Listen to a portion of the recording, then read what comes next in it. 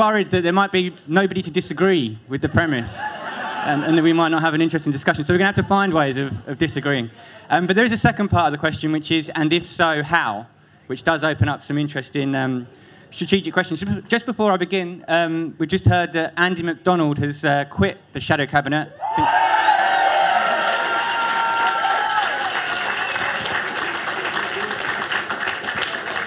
Andy's a really, really nice guy, and it must have been terrible for him trying to stay in there for this long, but he's very close to the unions as well, so I think it's probably quite significant. His brief was employment rights. So you've come to the right place anyway. This event was actually advertised inadvertently by Sky News, who reported that Corbyn acolytes were going to come together and swing into action to plan Starmer's demise. So there's a little bit of pressure on us there. People are waiting for us to deliver. And it's been quite a tough one to prepare for because obviously what we're going to discuss has been contingent on what happened in the conference hall, and they just passed a whole bunch of rule changes this week to try to make it impossible for a left leader to lead the Labour Party. So that's going to shape what we discuss. This is actually a debate, so we don't want you to just sit there and listen to us. We're going to have contributions from Aaron and Gaya, and then we're going to move on to contributions from the audience. We want as many people as possible to have their say. But we also do have two wonderful panellists who are going to be perfect for this discussion. Gaya Sriskanthan, that'll do, is the co-chair of Momentum, and hopefully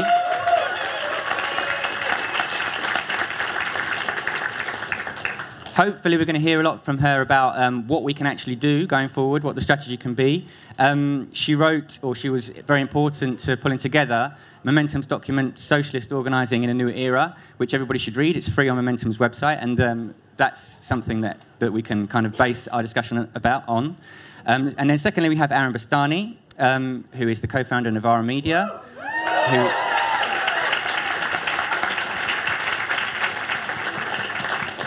who has broken...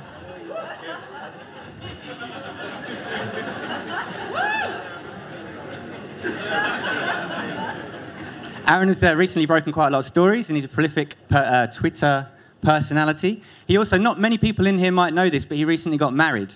And you managed to keep that very quiet. He didn't get married to this guy. But he might.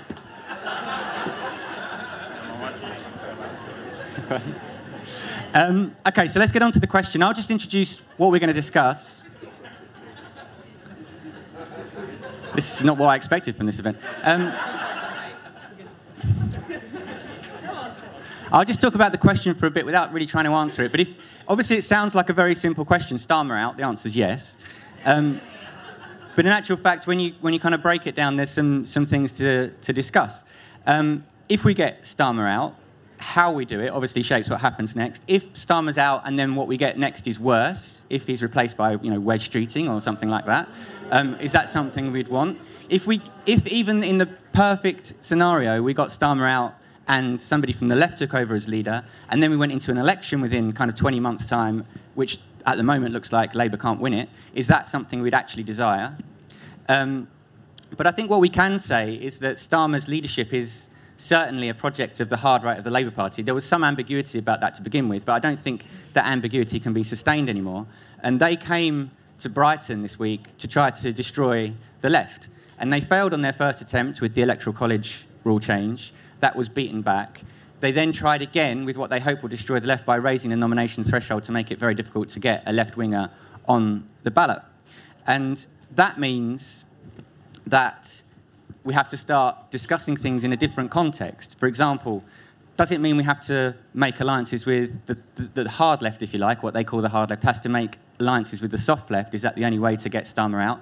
Do we have any agency at all? Are we relying on the right wing of the Labour Party to remove Starmer? Because obviously Keir Starmer has put himself now in a position where that side of the party thinks there's no threat from the left anymore. And why are they going to stick with him as leader? He's proved himself to be extremely ineffective. So has he just signed his own political death warrant? And Also, we need to, I mean, obviously the basis for talking about Starmer out is the fact that he has no mandate anymore. He stood for election on a programme which was completely different to the one that he's carrying out. Nobody voted for Chris Leslie to be the leader of the Labour Party, yet basically we've got the Change UK project now leading the Labour Party, which is fraud, basically. It's an act of fraud. So he has no mandate, so it's easy to make the case that Starmer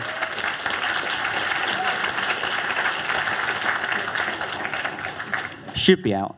Then we need to discuss whether it's possible for the left to do it by ourselves. You know, is 40 the number that you need to challenge Keir Starmer and 40 MPs nominating a challenger? Is that beyond us? Is there any candidate who could get that? I've talked about the question of alliances. Would we trust Andy Burnham coming in? You know, these are questions which I'm sure there'll be different views on. Is Ed Miliband, is a kind of repeat of Ed Miliband the best we can hope for now? And if it was, would that keep people in the party, or would people start to say, well, we need to look outside the Labour Party, we need to have different approaches? Should we be encouraging the Blairites to try and get rid of Starmer? Should we be praising Rachel Reeve's speech and saying that she's charismatic and interesting and trying to make sure that she challenges? Who knows? Maybe it will work. So before, I'll finish really. I won't go any further. I'll hand over now to Gaya for her thoughts. This is what? Great.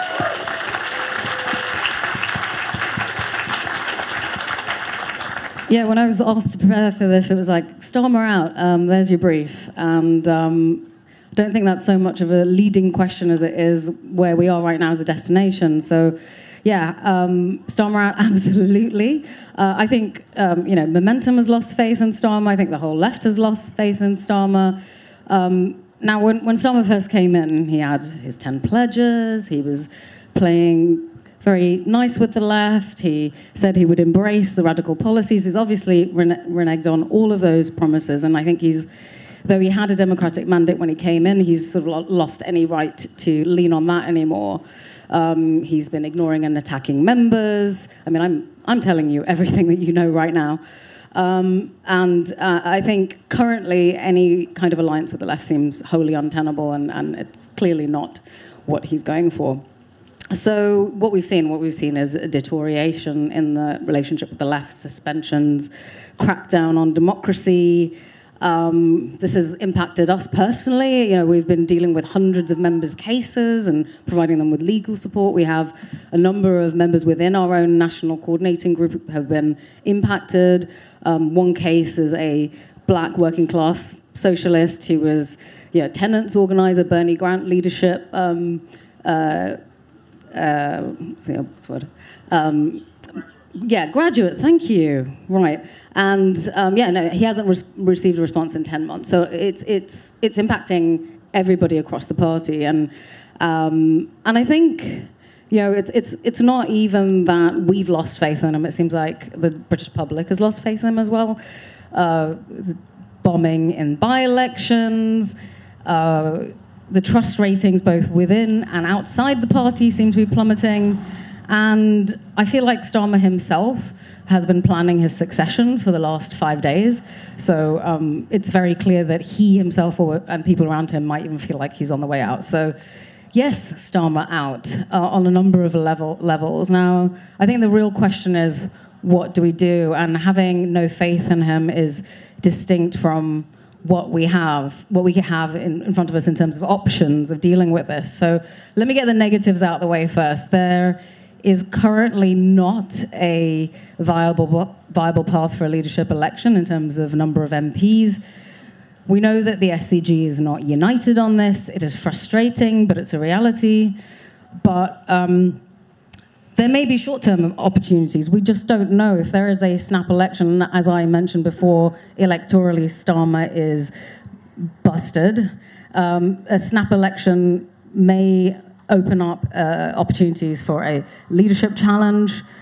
But in the meantime, what we really need to do is we need to use our resources to build up the left. We need to be building leadership on multiple levels, the local government level. We need to be training up councillors, council candidates. We need to do leadership development within our movement. We need to skill up candidates and skill up our members. And you know, we've been trying to do this. We've been leading mass democratic exercises in discussing with our membership what our future should be. We've been building out the organisation and opening it up to democratic reform. And I think, we also need to have an eye on CLPs. We need to be supporting activists within CLPs. We saw today and yesterday and the day before that we still have a majority on the floor in terms of left CLP delegates, despite months of hundreds of thousands of members leaving, all these sort of spurious suspensions just before conference. So we still have a majority despite all of that. And we've won every internal election within the Labour Party, the NEC, the Young Labour Committee, the Conference Arrangement Committee. So the left is still strong. We're stronger than we were in 2016. And we still have the coalition intact of left unions, of CLP constituency. And within Momentum itself, despite 18 months of attrition and all that has been thrown at the left, we still have 20,000 members, and we need to build that up. I mean, I cannot stress enough that we need to keep building up the left and keep engaged. And we need to keep pushing those policy demands that we're winning on conference floor. We saw that they tried to block the Green New Deal motion. It came through. Not only did it come through, it had a massive support behind it. In fact, the GMB motion almost didn't make it, while the grassroots motion did. So we need to keep pushing that on the ground. Now, in terms of other opportunities for the left to win power, we should look at some of the recent some opportunities on the near horizon. Looking at the Unison Labour Link elections that are going to be happening in the next couple of weeks. This is a body that will set unison policy for the Labour Party. It's a really critical election, and the left has a huge opportunity here. The Unison NEC and presidency has already been won by the left, and there is really a room for a leftward pull of some of the big unions, and we need to be organising within those unions. So in terms of Momentum and our strategy, we're just saying the critical thing is to stay and build. We need to look towards the future and not react in the moment. If the people who hadn't left the party over the last 12 months, we might have had more of a majority on conference floor this time. So we need to think about the future and build towards the future. We need to build the power in the Labour Party through electing socialists. We need to win selections in elections within the party, and we need to keep building on the ground. We need to build campaigns, we need to build the power of local groups, and there's still a lot that we can do to make gains on the ground. Thank you very much.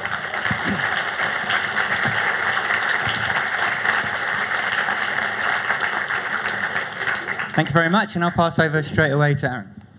Yeah, I'll try and be quick. I was minded to stand up because I've been sitting down all day. Is that okay? I mean, it's kind of a bit strange. There are a few sort of separate points I want to make. The first is I did believe in the possibility of Starmerism being successful. I didn't vote for him. I thought it was almost certainly not true, but I saw how it was plausible.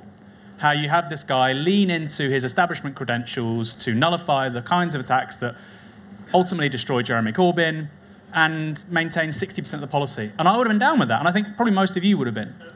Well, that's fine. That's fine. That would have been significantly better than anything we're likely to see from the Labour Party in the next 20 years. However, that might not be the case.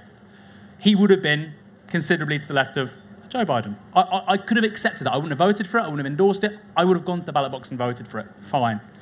However, he has spent the last 18 months entirely repudiating the possibility of that.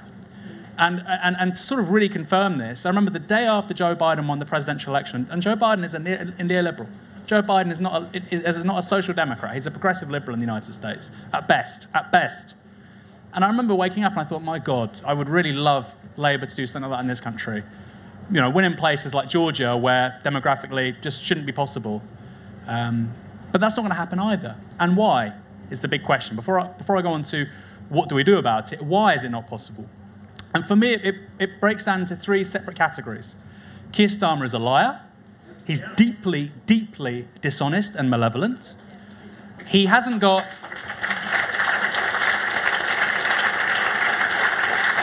It's kind of important. It's kind of important. Second, he hasn't actually got any policy ideas in his head. This is a person whose entire political trajectory has been guided by the advancement of his own career. Guess what? That kind of person isn't going to do anything about low pay and climate change. I hate to break it to you, Paul Mason.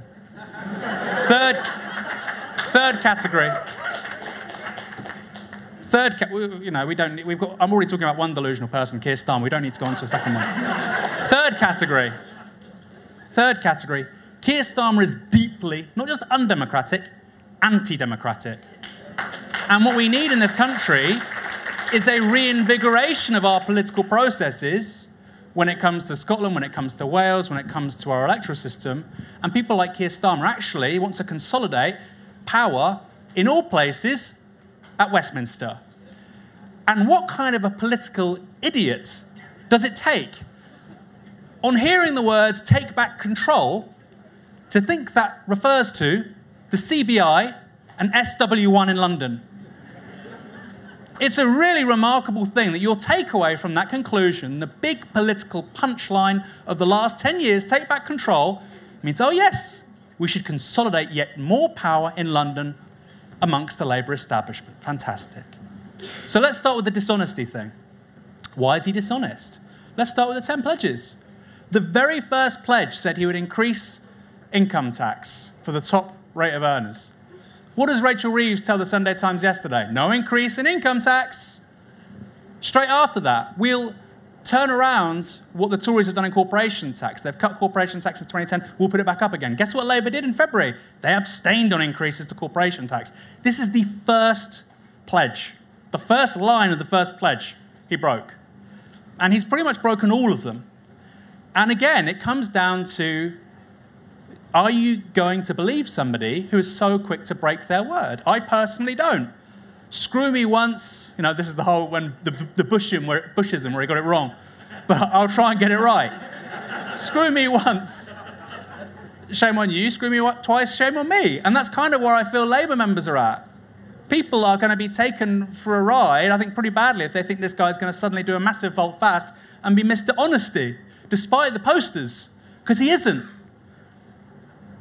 Pledge 5, public ownership, or common ownership. Very clever rhetoric there, wasn't it? Common ownership. Well, unless he plans to turn the big 6 energy companies into workers' co-ops, which I doubt he does, and in any case, they're natural monopolies, that wouldn't work. He U-turned on his policy of public ownership of energy live on television with Andrew Marr on Sunday. And the man is such a liar, he is such a liar, even as he was proven to be lying on television, he lied. He said, no, I didn't say that. We're dealing with, and I don't say this lightly, we're dealing with somebody who's sociopathic. Yes. We are dealing with somebody who is a compulsive liar. Yes. And I think he's entered a world where he doesn't know the difference between honesty and truth. And of course, there's an aspect of that with politics, isn't there? You have to obviously say something to get what you want. I understand that. But he has sunk so deep into the mire of deceit, mendacity, and treachery, I don't think he's coming back out. Secondly, on policy, and look, you can have a politician who lies. Well, all the best politicians lie. Look at Boris Johnson. And actually, I'll talk about this very quickly. There's an argument to say Boris Johnson's more honest than Keir Starmer. Now, that might sound ridiculous. How could I say that? There are 3 kinds of people in life. Honest people. They try and tell the truth. They don't try and screw over their friends. And of course, we all fall short sometimes. I don't think I'm in that first category, by the way. I'm just saying. We all fall short sometimes, but we know when we've done it, and we try not to repeat that mistake. That's an honest person. Then you've got people who I like to call honest liars. They lie, but they'll tell you they lie. So think Silvio Berlusconi, who one time compared himself to Jesus Christ. He said, I'm the Jesus Christ of politics because I suffered for all of you. And then, when he was done on corruption charges, says, look, you all know I'm no saint. And here's the thing. For every scowl that draws, and it does, many people find that reprehensible, just as many people smile. And they say, you know what? He's a liar, but they're all liars. He's different because he's honest about it. And that's how people feel about Boris Johnson. They don't think Boris Johnson's honest. And then you've got the third kind of person. I think the worst kind of person It's the liar who claims they're honest. And that's who Keir Starmer is. That's who Hillary Clinton is. That's who Matteo Renzi in Italy is. And in the mind of the general public, that is the quintessence of what most politicians are. They lie through their teeth repeatedly. They are shameless, and yet they present themselves to the public as, the paragons of virtue and principle, which is why people like Trump and Johnson do so well, because they're a break with that. Now, clearly, we should have politicians in the first category, not the second or the third. But I think there's an argument to say that Starmer is something of a liar, and it's a problem for him longer term. How long have I got? 2 minutes. On the policy thing, I won't go into that. We all know he hasn't got an original policy in his head. He did sort of Economics 101 for Dummies with Ed Miliband and Charlie Faulkner not long ago. My God, you're the leader of the opposition party, man. They shouldn't have got this far. Then thirdly, he's not just undemocratic, he's anti-democratic. Now, we saw this with the Brexit vote, and I understand many people here think we should overturn Brexit or whatever, but let's just look at the man's trajectory on this issue. Please, bear with me for one moment. 2016, supports Remain. Straight after the referendum, we have to accept the vote. Owen Smith's campaign, literally 3 months later, no, we should overturn the vote. 2017, once Labour do surprisingly well, we have to respect the vote. 2018, no, we shouldn't respect the vote. 2019, we shouldn't respect the vote. And last time I checked, in 2021, we should respect the vote. This is a problem.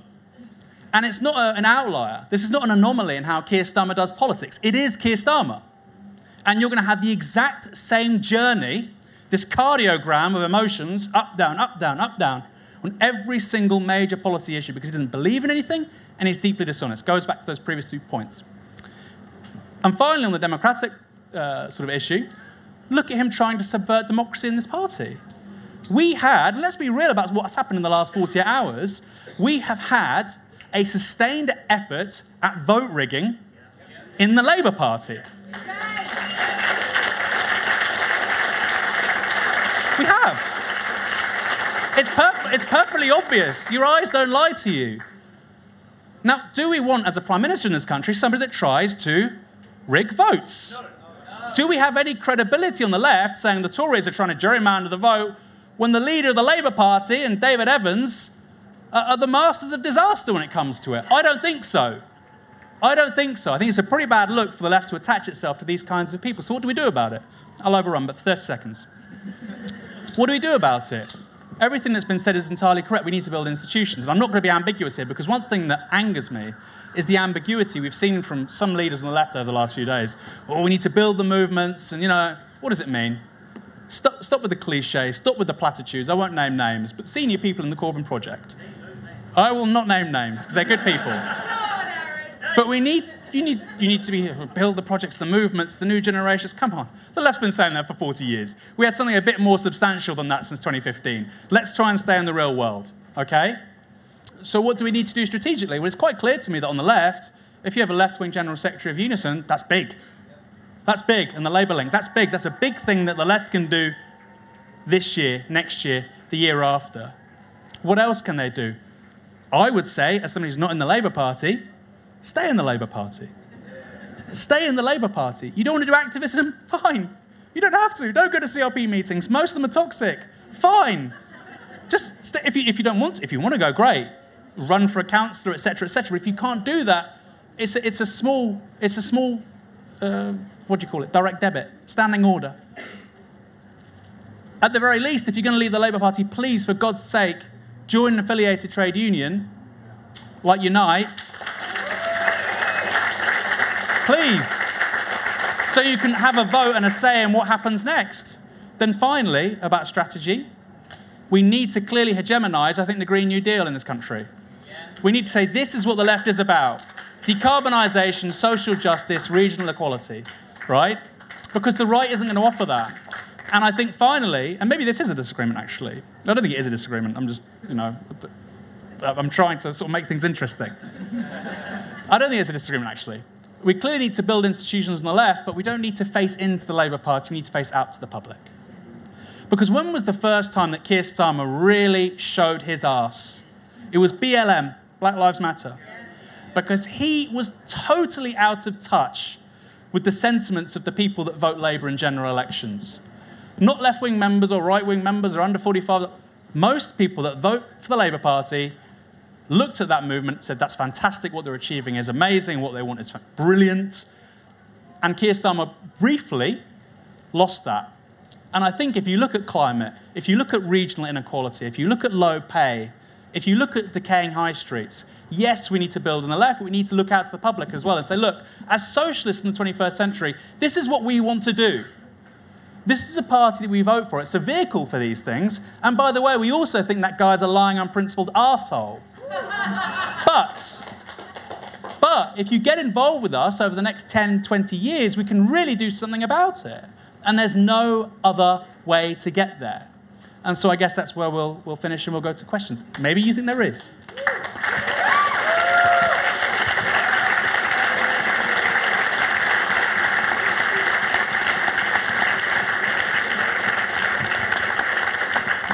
Well done, Aaron. I have actually a small revelation which occurred to me while Aaron was speaking, that Keir Starmer is actually my former lawyer. It's true. There was a time when I was involved with a group of people who were suing the Metropolitan Police for illegal detention because they surrounded a protest for 8 hours in Oxford Circus. And Keir Starmer was the QC representing the protesters against the police. This is in the days before he became an MI5 agent or whatever. And I was just thinking, I never knew when Aaron was making the case that Keir Starmer is a compulsive liar, I just never thought that lawyers would be like that. I just never So, anyway. So we're going to open this up for questions now, so please put your hands up if you want to speak. I advise everybody to follow Gaya's example, not Aaron's, in terms of timing. If everybody can try and aim for kind of 2 minutes, it's questions or statements, it's a debate, you can say what you want, but try and keep it succinct. I always used to say this to Jeremy when I was his speechwriter, it never really works, but try to keep it succinct, because points are more powerful when they're succinct, I think. So who wants to ask a question? Where's Rory? Can we go to the guy at the back with his hand up? I can see him, he's in silhouette, so that'll do. What I'm going to do is I'm going to take 4 questions at a time, and then we're going to come back to the panel to answer them, and then we're going to do another 4, etc. We need a woman. Can we have this lady here just towards the back? And this guy here.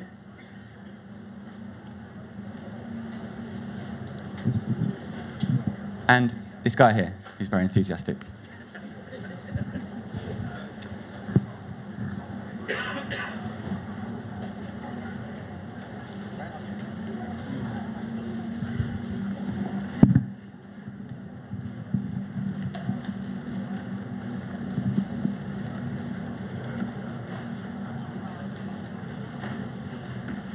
Shout it.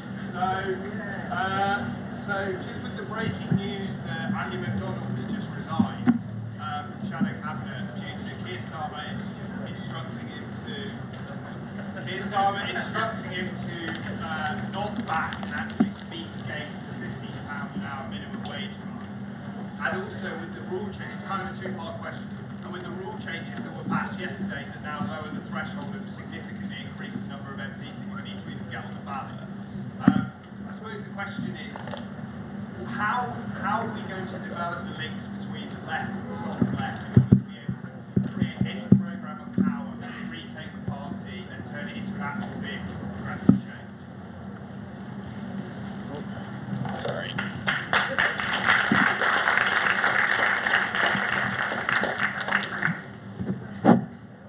Thank you. Okay. Alex, I just want to say I'm a woman, not a lady. Sorry. Yeah, it sort of a bit adds on to what that guy just said, because you've got the thing about the pay, the £15 an hour. The other night I saw Jonathan Ashworth, and he said, "Oh, what do you think I should say in my speech on Monday?" And I said, "Well, 15% pay rise for NHS workers," and he went, "That's for the Treasury." And it's like, what? You got Lisa Nandy now after the motion on Palestine going through, saying, "Oh, the leadership can't support that." What is the point of the members to this whatever they are, shadow cabinet, all these MPs, because they're not listening to us. And even when people are voting, they just seem to feel they can ignore it. And I kind of feel like, what am I supposed to do? Because everything's just being taken away from the members.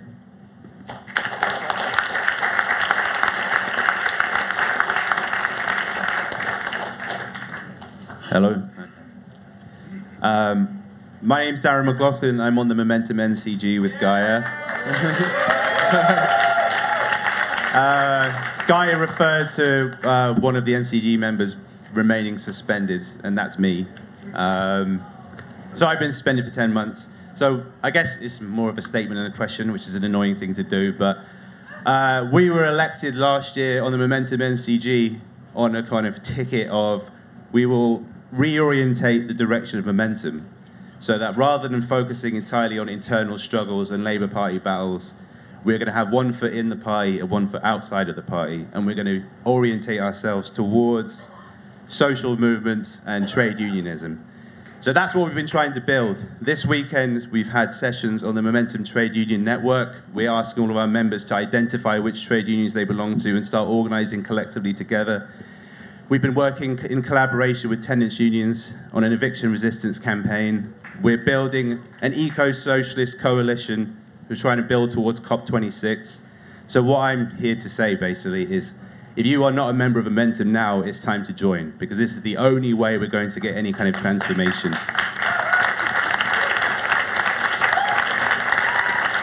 I understand that people are upset. I understand that people want to leave. I understand people are saying they're going to quit Unison because of what happened yesterday. That's a disastrous thing to do.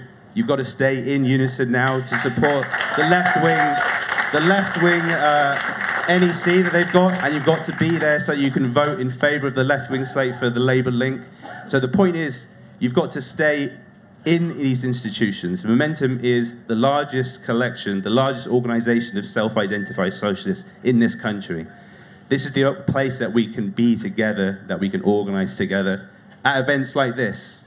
So however depressing and miserable it is to be in the Labour Party, and however many defeats we are suffering at the moment, the only way anything will change is if we organise collectively together in institutions like Momentum. So it's time to join if you are not a member. I'll leave it there.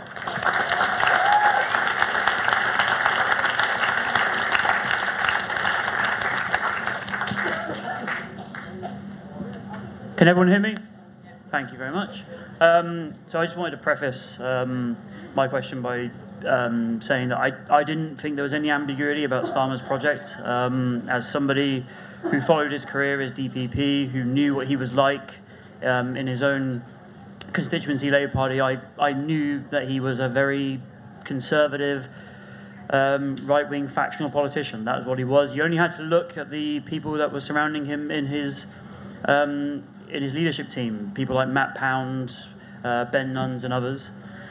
So I was the one, Aaron, who confessed. I was the one who said no when you said you deal with Starmerism and 60% of the policy agenda, because I just think in the moment we are living through now, that's just not going to be sufficient. But that's for another time. I wrote the article about Ben Nunn being in his policy. Yeah, I know you did. So I'm perfectly aware of. No, I was saying I said no to your point about you could have lived with. Yeah, I mean I think the moment we're living through, that just won't deal with the crisis we're living through. But I think that the panelists were saying, we can't look to Parliament for the way to leverage Starmer out because of the SCG. It is divided. Personally, I think John Trickett should be the leadership candidate if there is a leadership contest, because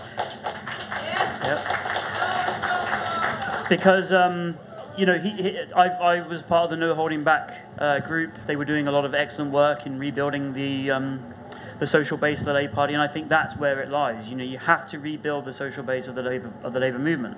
Class consciousness is very low. I am a member of a working man's club, not the fictional working man's club that Paul Mason talks about. I had to get that one in there because I couldn't fit that into my litany of insults that I directed at him earlier. But I speak to a lot of people in that club, and they are very right wing, and it's sad that they come out with some very racist and right-wing arguments, but it's because the social base of the Labour movement has been allowed to atrophy, and we haven't had political education of the kind that we had in decades gone by. So I think that, and back Sharon Graham. Any applause for that one? No? Okay. I back Sharon Graham as General Secretary because I think that's the right approach. You have to be more confrontational on the shop floor to raise class consciousness, and then that can begin to leverage social pressure on the Labour movement, not leverage pressure on Keir Starmer. Sorry for going on. Thank you very much. I'm going to go to Aaron first for that, because he might want to reply directly to that. No, not really. I think that's absolutely fair. Would 60% of Corbynism address the climate crisis? No. Jeremy Corbyn was the compromise, right? Of course he was. I'm saying, would that have been preferable to where we're headed? I mean, we don't disagree on that. I think going to can I answer the other question as well quickly here? The thing about agency is a really good one, and I do think that members today, with the way that social media works, but not just social media as in talking to the sort of this ether, but how it allows people to organise is super effective. And so I think, if you think, what can I do? Well, look at the motion that was passed today with the Palestine Solidarity Campaign. Join, right?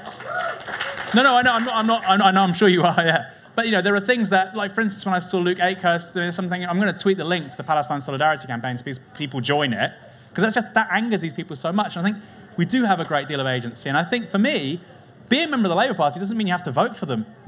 Doesn't mean you, obviously, look, legally I know you can't vote for somebody else. But what scared the leader's office in 2019 the most was in May, when you had about 50% of Labour members not voting Labour in the European elections.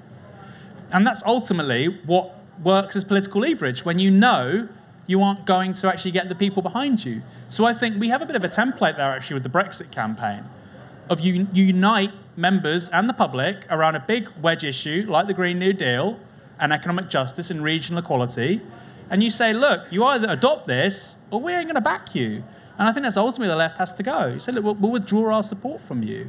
And like I say, it's an approach which, yes, looks towards the Labour Party, but also the public. Okay.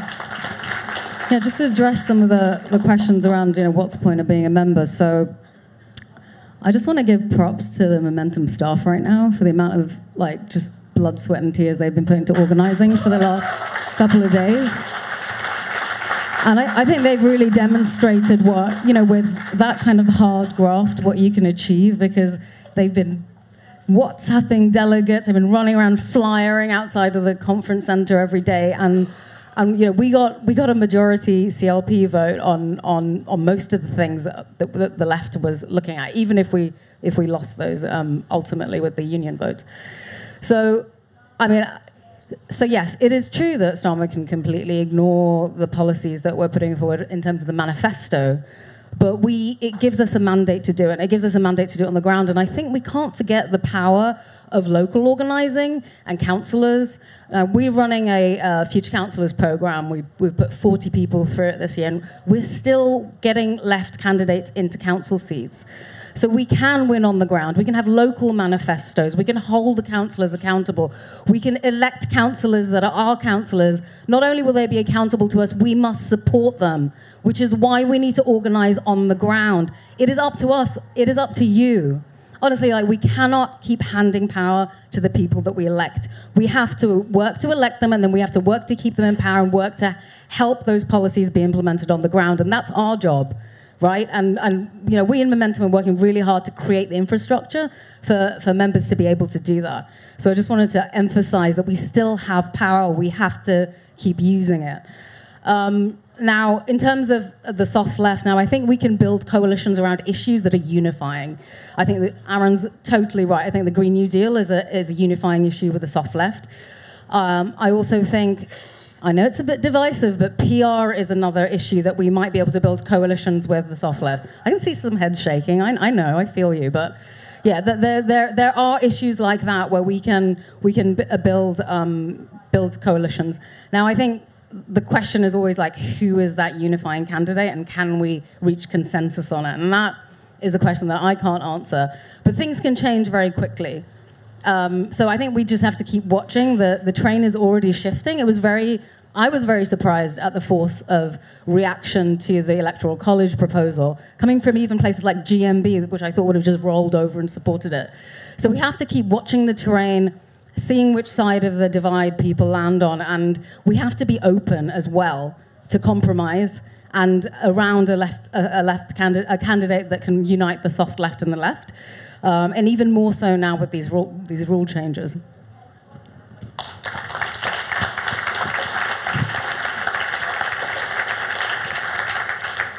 Thank you. Can I just also clarify something? Starmer's former communications director was Ben Nunn, not Ben Nunns. He's singular, I'm plural. So can we have 4 more, please, and preferably people who aren't men? This woman over there, please. Down here, please. Just there. So I'll just wait.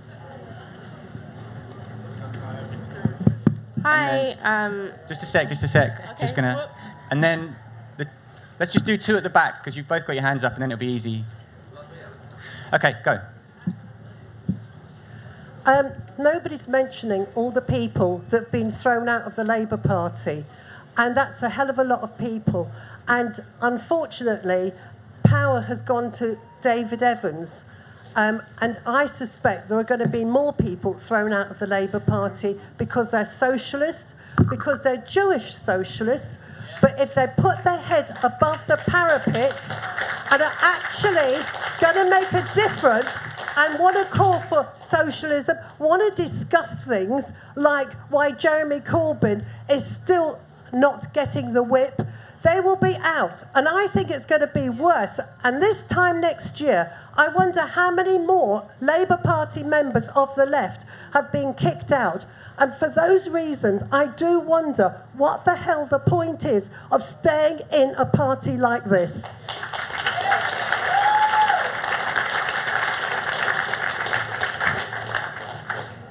Yeah.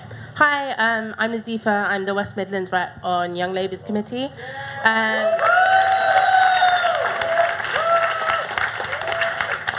Yeah, so I just wanted to make a point and then I'll ask a question. So I was going to say that if we're to rebuild the party with its socialist vision, we need to realise that the young black and brown voters who are our most reliable group of voters, and we need to dismantle the idea that the red wall, which is used by mainstream media, is basically a dog whistle to say that only middle-aged, white, blue Labour voters actually matter. So how do we work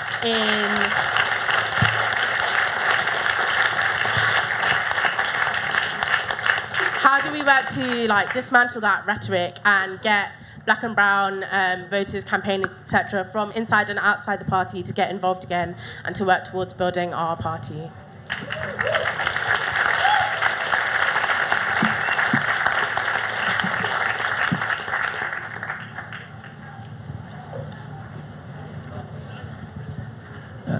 Hi. Can you hear me? Oh, hello. Hello? All right, yes, sorry. working. Yes, Roy Wemborn, I'm a member of West Ham Labour Party, which has been suspended, and I'm a member of the Communication Workers Union.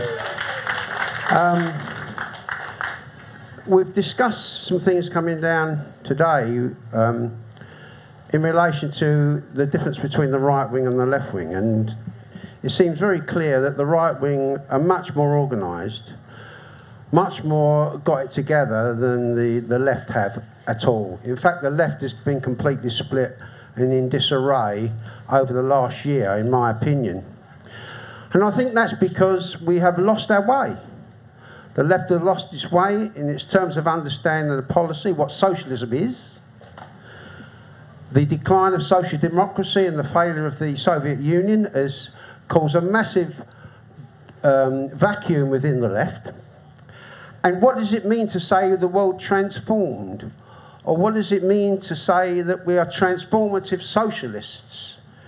Because we now have to, on our own, not just be following Jeremy Corbyn's policies, which weren't really transformative. In fact, they would not have taken us anywhere near back into the 1970s and the nationalisation that existed then, energy, car plants, all across that, wouldn't have taken us there. So that wasn't a transformative policy, and it was very worrying, in fact, what might happen if Jeremy Corbyn did get elected. And so we have to return, in my opinion, to understanding what socialism is. And it's really can only be, in my opinion, that the public sector dominates the private sector. How can you have socialism in a sea of capitalism? It's impossible. And so we have to return to what we mean by socialism, what we mean by democratic socialism, and how that can be achieved. And I'm not putting forward a blueprint for that, but I think that's the key issue that we discussed. Not Keir Starmer out, but question mark in. What is the question mark? What is socialism? And it's not. And I think all these discussions around the tactics and the fight and stay in, I'm absolutely 100% behind all that. We must continue those things. But we can't just be an organising group that hasn't got an aim and an objective to create socialism, and that can be achieved. And we have to therefore, in that case, define, in my opinion, what democratic socialism is. And it's got to be democratic, not the top-down nationalisation that we experienced previously. And it's got to be a dominant force in the economy, not nationalising the few utilities. That's not good enough. The private sector will kill us. And we have to have that debate about how we become the majority force in the public sector and under a democratic programme. That's the question I think we should be asking ourselves. I don't want to talk about it any further now. I've made my point. Let's get on with it.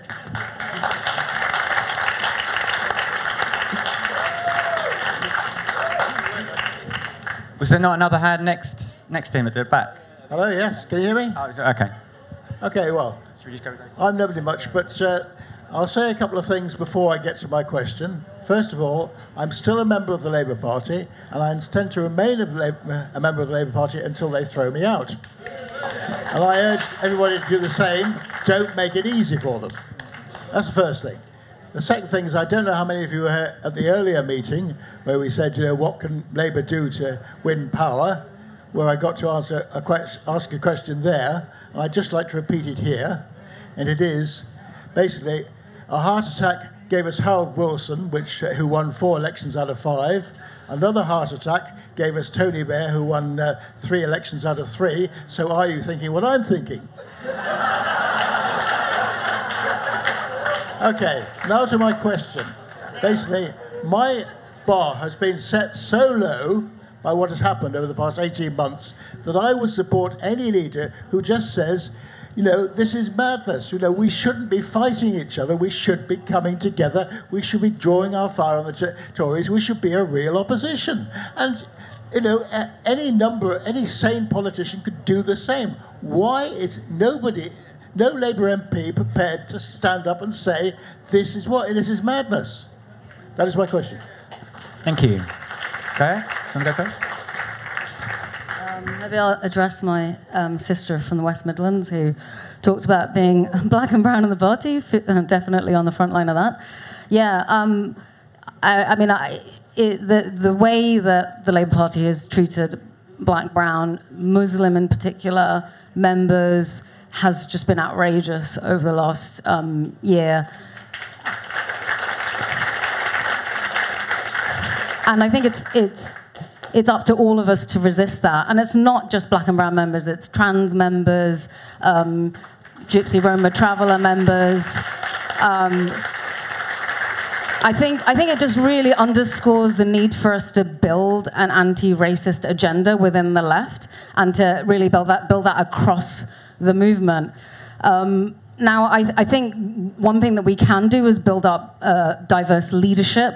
We've got a leadership program, Leo Panic's leadership program, and we've really focused on leadership from black and brown communities, from working class communities, and we need to platform them. We need to push councillors. We need more candidates like Zara Sultana and Bell.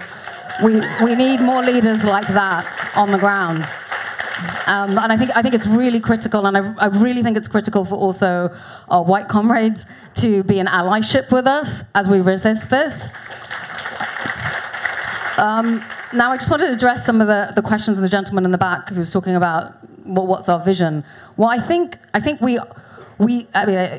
just yesterday, 2 incredible motions were passed on the conference floor. That we had a transformative Green Jobs Revolution motion. We also had a community wealth building motion brought up by the Communication Workers Union. We have the policies, like we have a blueprint of what we could be doing on the ground, and it's already happening in places like Preston and North Ayrshire. We need to be building these alternative models on the ground and the institutions to support them. We have to keep pushing for public ownership. We also need to be building within unions to build worker power. I think that's really, really critical, and that's a big part of transforming the economy. So yeah. Thank you. Yeah, on the exclusions point, I personally feel like this year was the high watermark for Evans and Starmer. I could be wrong. And the high watermark consisted in them losing CRP votes on the conference floor despite vote rigging. And I think that COVID-19 in particular was a gift for Keir Starmer because it gave him 2 things as leader. Time. Dan Hodges said this. My God, I agree with Dan Hodges. It gave him time, which is a gift as a new leader. It gave him more than a year to get his ducks in order. And it meant that he was out of the public eye and he could deal with internal factional battles without really getting much criticism from the media. And he's not really used that particularly well. So I think he's wasted an opportunity. Then, concluding that point, because you might think, well, so what? Labour spent £2 million on legal costs last year. Labour is going to go bankrupt. It is hemorrhaging members and it is spending money in all the wrong places. And a classic example of the sort of limits of Starmerism internally is this.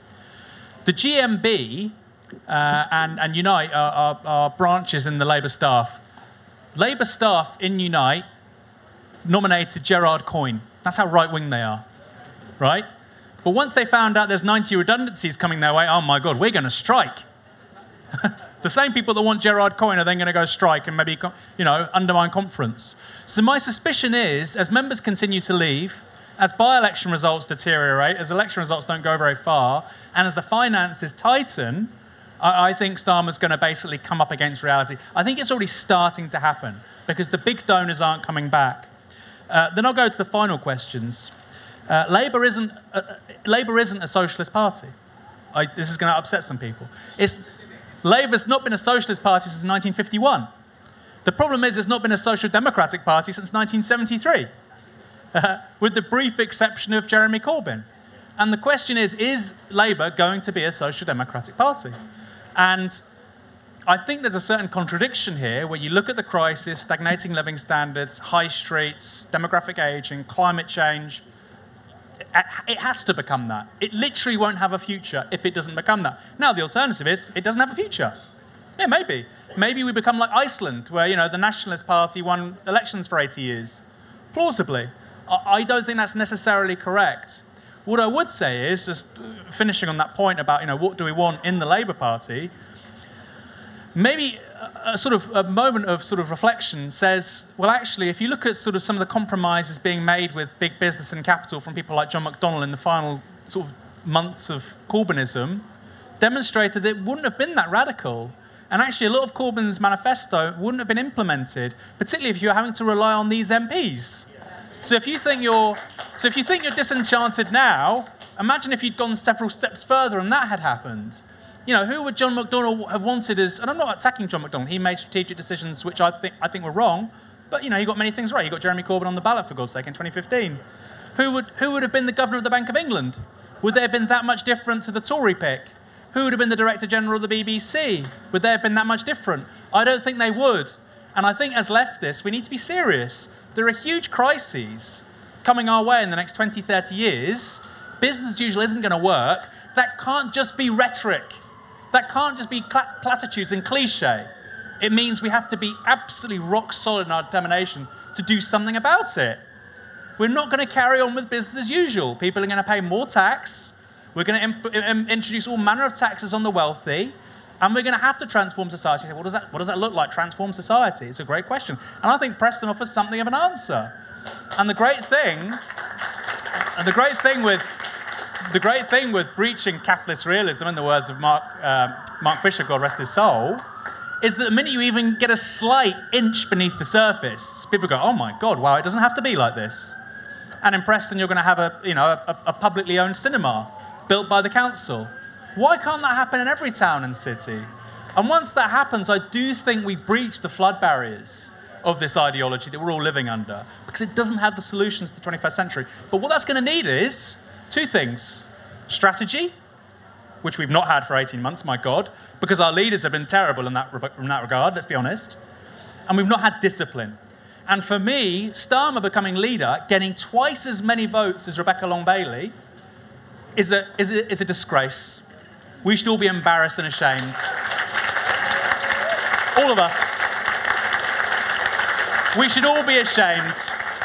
From Rebecca Long-Bailey and the people in our staff through Momentum to myself, we should all be ashamed and embarrassed. The only election that man is going to win is against the left and the Labour Party. What does that say, huh? So I think for me, discipline is needed, ego isn't. And when I look at the politicking around a second referendum, my God, the opposite of discipline. So let's remember that as a lesson. It can't happen again, because when our chance comes, and it will, we're going to stick together. And we're not going to have this crap coming from multi-million-pound funded campaigns trying to divide working people. We all knew it was wrong. So next time, let's have a spine of iron. Let's really stand resolute in what we are. And let's not repeat the mistakes again.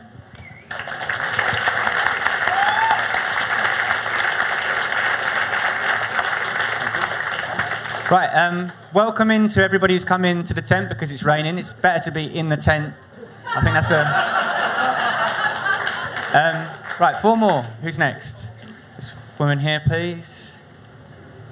Woman at the back in the grey. Yeah, you, not... Yeah, you. Sorry, I'm just waiting. That woman over there next at the end. And another. Let's have four women.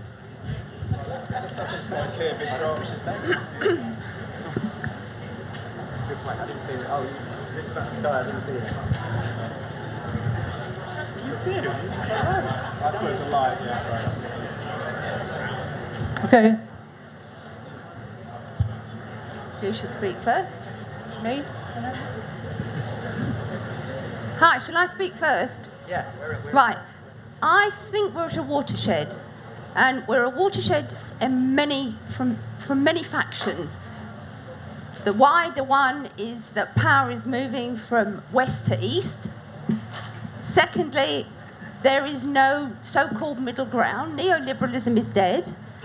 So it really is a case of either we choose left or right. There isn't an alternative. So that's one element. The other thing is I don't think Starmer and his backers, the Trilateral Commission, don't forget the Trilateral Commission, who they are and what they stand for, I don't think they envisaged him winning an election. And I don't think that's the aim for Starmer. The aim for Starmer is to be a cleaner. He's going to clean the Labour Party and make it acceptable for a more presentable right-wing leader to come along and take over the mantle of Blair and hopefully, but I think it's not going to work because, as I say, neoliberalism is dead. It is dead. It's dead in the water. Nothing's going to resuscitate it. People don't want that, and we see that.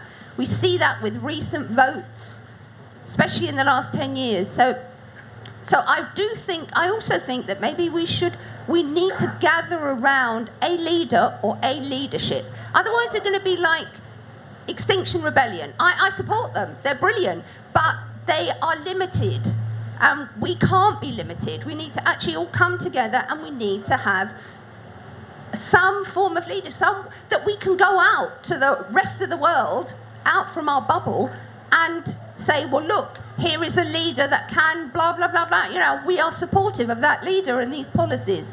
Yeah, thank you.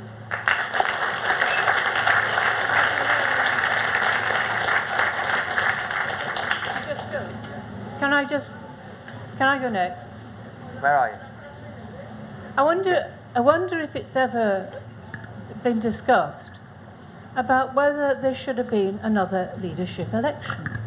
Since the man's an outright liar, I wonder, did any aspect of our leadership from the left ever think about just saying that election needs to be called null and void, we need to do it again? Has it ever been discussed?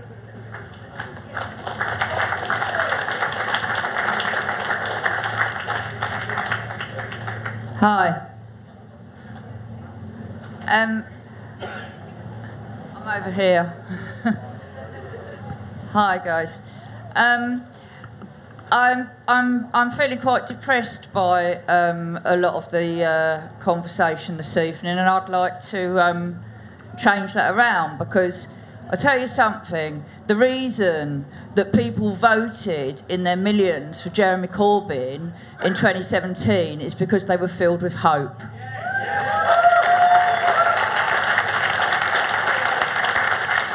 And the reason that they didn't vote in quite so many numbers in 2019 is because that hope was damaged. And so, sitting here and talking in such a depressive manner is not going to help anybody. And instead of calling this Starmer out, Starmer is absolutely irrelevant to this movement, and we need to realise it now. Starmer won't be part of the solution. And when people are worried because they don't think that they can see the next leader, I'm thinking, what are we suffering from here? Some kind of collective misogyny? Because I can see loads of sisters that can lead our movement. What is wrong with you? Have you not heard of Bell? Have you not heard of Dawn Butler? Have you not heard of Zara Sultana? And have you not heard of Oksana Begum?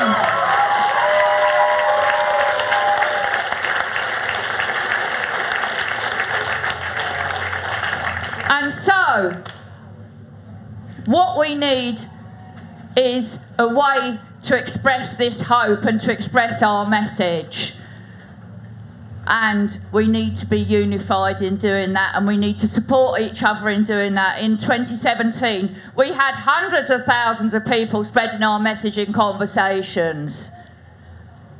And we all know that to get that message across, we know that what happened was that the media attacked Jeremy Corbyn and people believed the lies that they told about him. So what I think we need to do is make sure that we build our alternative media.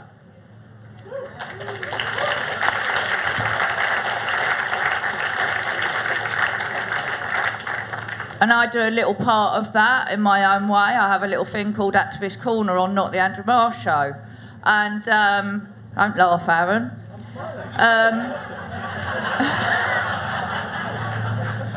I might invite you on it one day if you become an activist.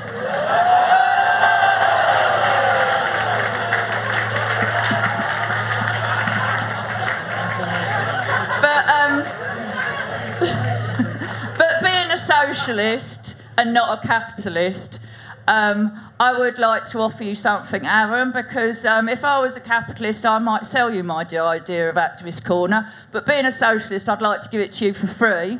And I think that something you could do with your powerful platform is to encourage, is to invite activists on every time you do it, because we all listen to you, well, some of us do, and Ash especially, and the other guys that do it. But really what we need to do is listen to ordinary people. And so, you know, if you want to do some sort of an activist corner on your platform, because you have a lot more viewers than we do, I'd like to say, feel free, steal the idea, it's yours for nothing.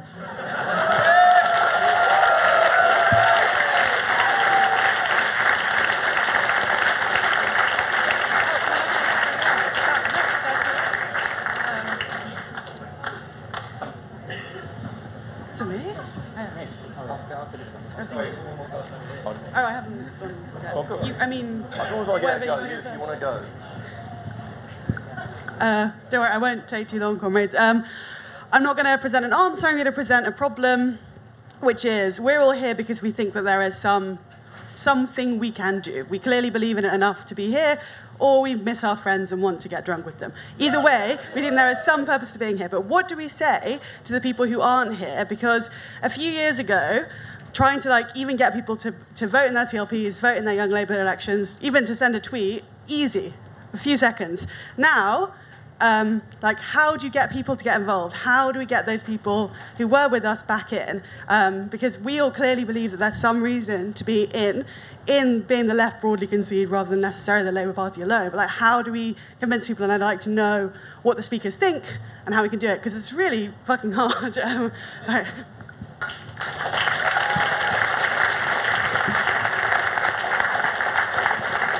Can we get the microphone down to Mish as well, just for another one? Hello.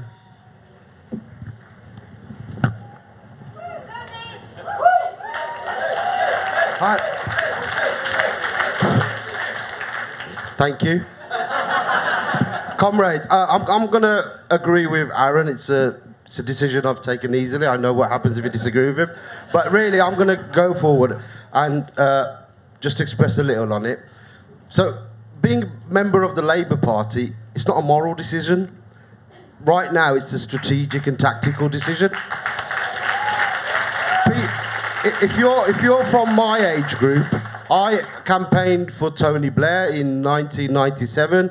As a young 17, 18-year-old, I didn't know he was going to go on and kill 1 million people.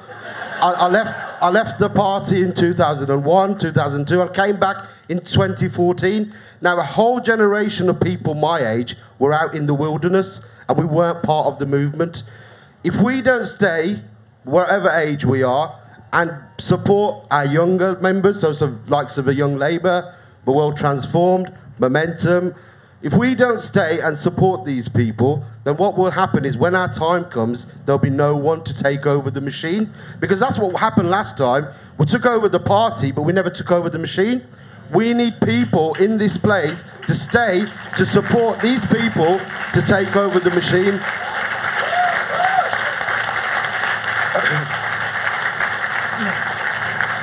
In solidarity to the members that are being purged, the members that have left, if we didn't rip up our cards, 150,000 members have left, if 100,000 of them who ripped up their card voluntarily didn't rip up their cards, but David Evans wouldn't have been ratified 2 days ago. So instead of doing that, we have to understand it's our party, we're the socialists, we're the nurses, we're the people who work in schools, we're the teachers, we're the teachers' assistants, we're the ones who show solidarity to Black Lives Matter, we're the ones who show solidarity to our sisters on Can't Kill the Bill. This is the things that we do, and when Keir Starmer bends his knee and when Angela Rayner bends her knee and looks uncomfortable, it's because they don't have any credibility to that part of the movement.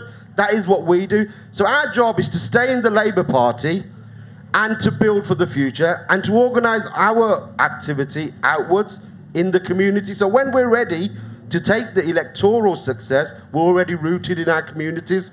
And we have to look at it this way, that it's our party, but it's been occupied by an occupier. We're the occupied. It's our party, and we are being occupied by the occupier. And not only that, to bring this party back to us, we have to get rid of the occupier, but when the time does come, and it will, we'll be ready to take that over. So please stay in the party. Whatever the message is, don't leak the membership. Stay in. In the next few years, the tide will turn. Unison is a glimmer of hope.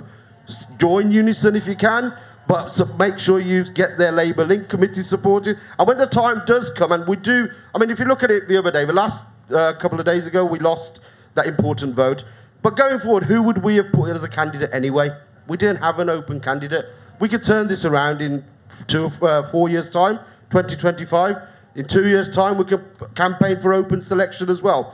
But by then, if there is a leadership challenge, who will we support? No leader will win without our support, even if it's a soft left compromise.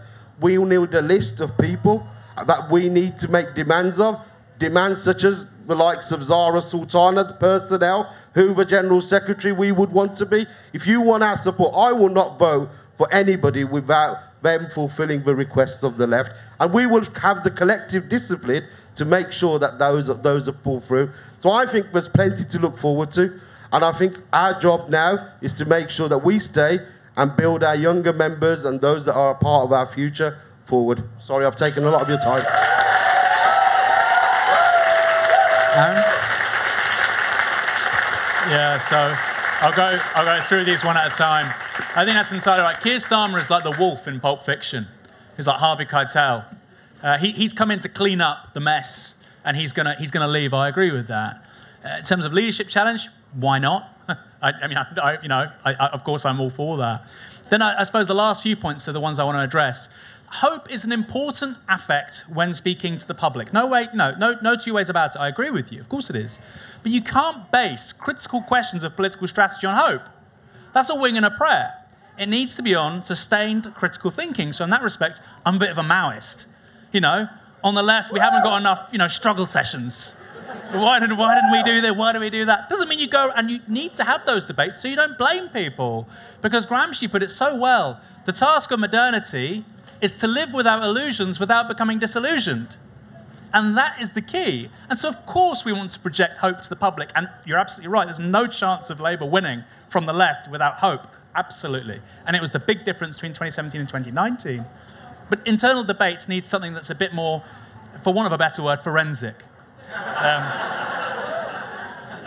And I think that's an important distinction. Then finally, on the other 2 points, how do we get people involved in the party or left organising? I think, like I said, reaching out, facing the public. If you meet young people, where's the young woman that asked this? My eyes are so bad, I can't honestly. I should wear my glasses. My apologies. If somebody's involved in climate change activism, climate strike, BLM activism, Extinction Rebellion, very quickly with direct action, they'll see the limits and say, what do I really do about this? Well, you need to get involved in institutional activism as well as this stuff, and there's this thing called momentum, there are things called trade unions, etc., TWT, all these things need to grow, and I think you bring more people in through that way, facing out in terms of popular struggles. And then finally, what Mish is saying, I think Corbyn, by 2017, because look, none of us expected 2017, not even me, who was, tweeting, it'll go higher when Labour polled 40% on the day of the election, right? A hung parliament was always possible, but very, very unlikely. And all of our ambitions before that, if we're honest, were long-term, let's just keep the party left. He'll probably do a little bit better than Ed Miliband, and then maybe we'll do a bit better than after that. And then we weren't thinking after 2017 we're going to seize the state apparatus of the world's 5th largest economy. Nobody thought that. And I feel like after 2017, Jeremy Corbyn and Lotto were like Napoleon in Moscow, right? They were cut off from their supply lines, Well, how the hell did we get here? And of course, the Russians have torched everything. There's nothing to live on. And the Russians in this instance were, of course, FPP and, the People's Vote movement. And so we were far, far, far beyond what we expected. And Mish is absolutely right. And look, there are great young MPs, particularly BAME women that have been named, Bell, Zora Sultana, Dawn Butler. And of course, I think that's a great sell to the public when we say we've got leadership, and it doesn't need to be one person, it could be a group of people. But I also think we've got great leaders behind the scenes, and nothing makes me more positive, actually, than people like yourself. Lara McNeil and Young Labour, now the NEC, and then and Jess Barnard with Young Labour. And the reality is there is a really stunning cohort of it doesn't look, older people can do great things too. I'm not young, don't worry about it, don't take it personally. There's a really stunning young cohort of activists coming through as councillors and as bureaucrats, and my God, you need those if you want to maintain control of the Labour Party, coming through, and I think we can't throw that away. It's a really, really big deal, and Mitch is right. When the next opportunity comes along, we're going to take it. Because what was missing after 2015 was generationally, we just didn't have that group of people on the left, basically post-Blair, right? Because people had walked away from the Labour Party. And we couldn't maximise the opportunity, so we can't repeat that same mistake. It's going to come back, because this economic model is completely fucked. Walk down a high street. I live in Portsmouth. Walk down Portsmouth High Street, Commercial Road it's called. It's anybody that looks at that and thinks, yep, things are really okie dokie, everything's going really well. Then you don't get more misguided. So I am very hopeful, by the way, I'm actually incredibly optimistic in the longer term, but we do need to be forensic about our strategy. And then I think there's something we can really hold on to with the quality and caliber of these younger people coming through. Older ones too, of course. But I think that's a really positive thing.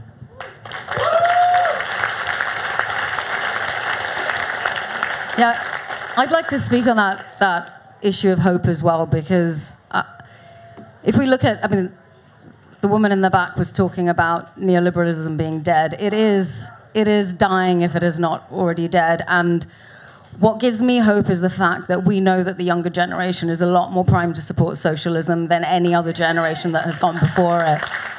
There is a demographic shift, and it's not just in this country, it's internationally, that is happening. The younger generation are switched on, they're completely tuned into the climate crisis. They know capitalism isn't going to solve it. So they're seeing the light. And I do think that the material conditions in this country and internationally are going to change drastically over the next decade. We're going to see more crises, both in terms of the climate crises and economic crises, and people are going to be looking for solutions. And we have to be there to offer them true solutions so they don't go to the false solutions, because it's between us and the far right. And that is why it is critical that we remain together and we organize, because if we don't, the far right will fill that vacuum, and they are already starting to fill it. We're already hearing about the far right organizing within unions in Germany. They are filling the void that socialists once had, and that is unacceptable. We need to be there, and we need to prevent them from taking over. So it's really critical that we organize together. I also wanted to address what I think is an eternal problem of leaderitis that we all have. We have to stop looking to leaders. I may be in this position now. I won't be in 2 more years. I hope somebody comes up and fills it. I want to see a leaderful movement. We are all fucking leaders. We all need to be leading. And I implore you to spend the 2 hours that you spend on Twitter every day being a leader instead, and figuring out how to lead in your community, figuring out how to organize your comrades. We are launching in the next couple of months a campaign to rebuild CLP networks, calling one-to-one members, having those conversations. We need to learn how to be uncomfortable. We need to learn how to do the work on the ground. So that is my plea to you, to join us and to start doing the work and be the leaders that we need.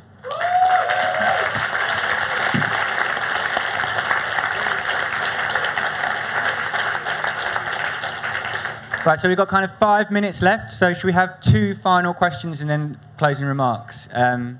It's really hard to see anything in here when you're up here, by the way. Just that guy, person over there, and one from this side. This person waving here. Hiya, I'm Aidan. I'm Labour Party member here as a delegate. Earlier, Aaron, you spoke about how half of Labour members didn't vote for Labour during the European elections. And obviously, because I'm a Labour member, although I am 16, so can't vote yet, I will absolutely, definitely vote Labour at the next general election. Would you recommend that, hypothetically, should certain left-wing members choose to vote for, say, the Green Party as a protest at the Labour Party, would that be a good use of their vote? Obviously, I would encourage them to vote Labour, but hypothetically, would that be a good use of their vote? Or, Plaid Cymru, or even an independent candidate. Is that worth doing? Hypothetically. Hypothetically, here, don't suspend me or expel me, please.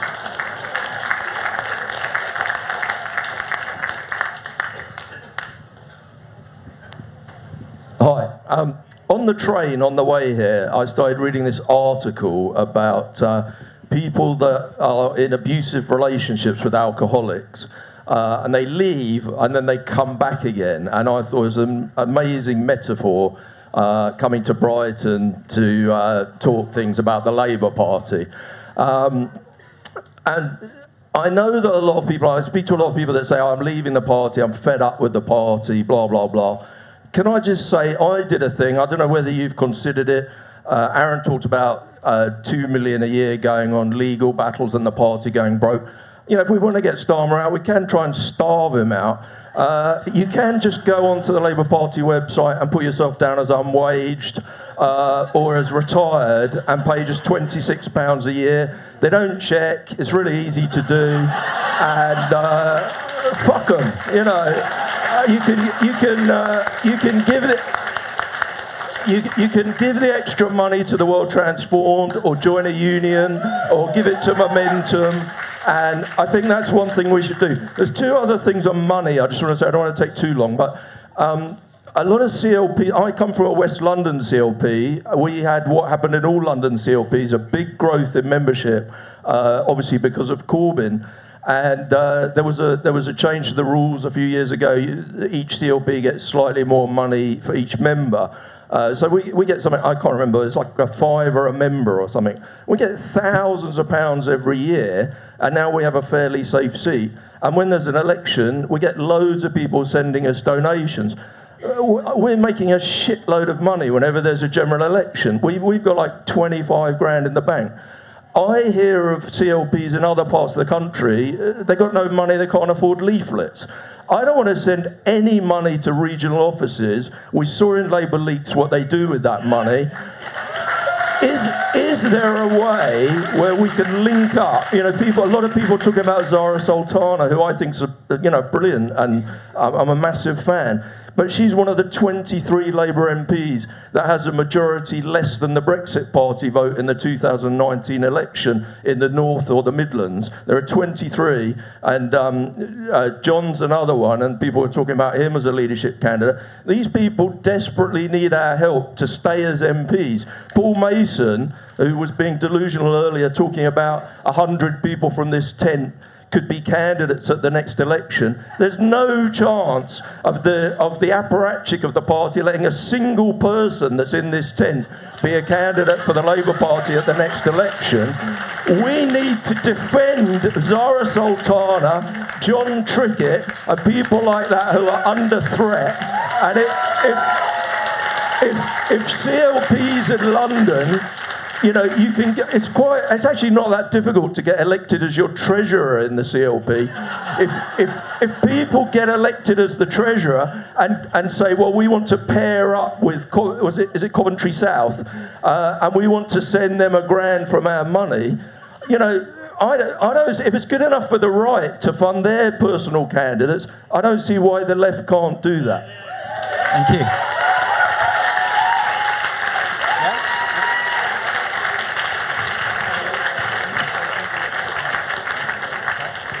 So Alex has told me I'll try to address those questions, and then we're going to round up. So just on the man from over there talking about, you know, strategies for voting. Now, protest votes don't build power, but organising in the party does.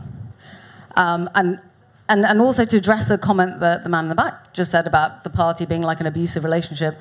We're looking at this in completely the wrong way. We are not in a relationship with the party. The party is a site of power. I think one of the most instructive books that I've read this year was The Jakarta Method, and I really encourage all of you to read it. Because it shows the trajectory of struggle against imperialism and capitalism for the last 30, 40 years, and it sort of gives you a sense of the forces that we are fighting against. This is a walk in the park. I know it's been really difficult for people in this country, but we haven't been rounded up in stadiums and shot yet. So for us to let go of power because we're having a bad day is difficult for me to process when I've been working with indigenous movements where they're dying every week fighting for their rights. So I think with much love and affection, we need to get real about what we're doing here right now, because we live in the belly of the beast. The UK is a site of power and capital, and we have the privilege to be able to exert power over it. If we're talking about the climate crisis, the choices that we make now, the choices that we make about engaging in politics and in the movement will impact people on the other side of the world that don't have as much power as we have. So it is a sacred responsibility for us to engage in this struggle intelligently, with like kindness to each other, and to build a movement that can win power, because it's the only chance that we have right now, and we've got 9 years to do it.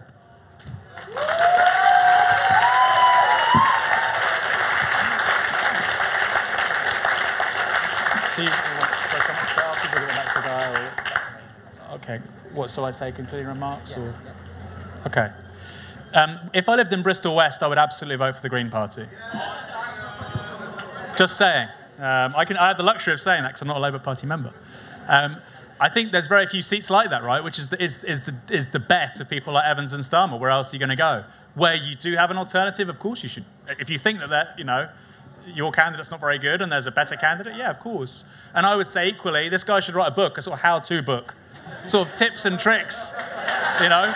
Like I do feel like the left membership should go and support left-wing MPs in marginals at the next general election.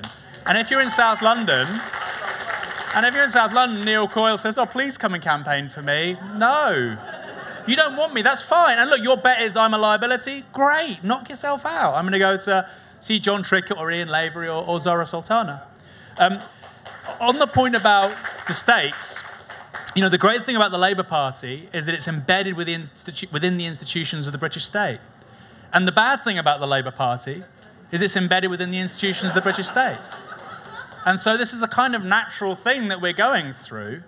And what I would say is, as socialists, we're part of a movement which is maybe 200 years old. You put back to the Toll Puddle Martyrs. There are obviously progressive movements before that. But, we don't have to Toussaint Louverture, maybe the slave uprisings in ancient Rome or whatever. Let's not have a sociology lesson. Socialism as a mass movement, industrial society, is about 200 years old. Humans have been having agriculture for around 12,000 years. As a species, we've been around for 400,000 years. Now, I think that socialism and eventually communism is a higher stage of human development than capitalism. But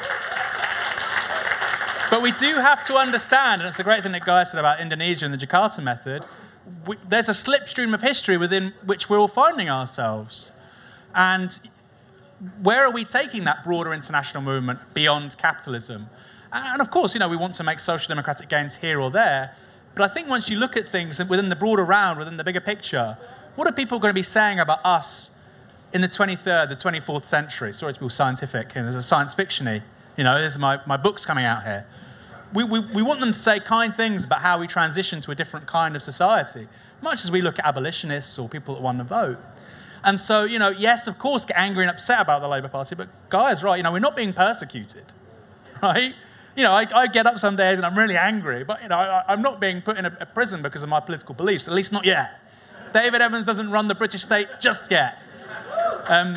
So I think, again, look at that broader context.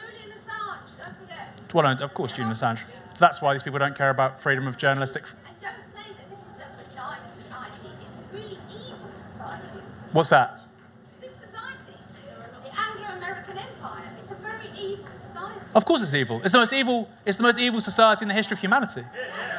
You don't need to. You don't need to tell me. I entirely agree with you. Which also means, like Gaya says, we have a responsibility to do something about it. Which means being both in and against the state. I know John McDonnell said that a lot. It didn't often mean anything, but that's what we have to do. And I think the substantive tricks and tips of that guy's next book is a really important way of getting there.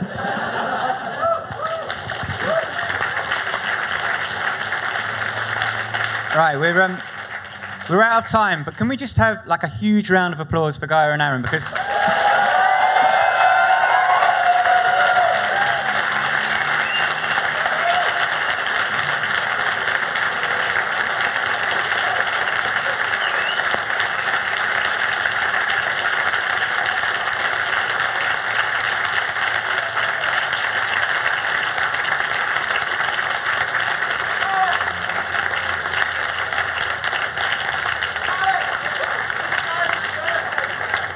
your birthday. Oh my word, it's Gaya's birthday.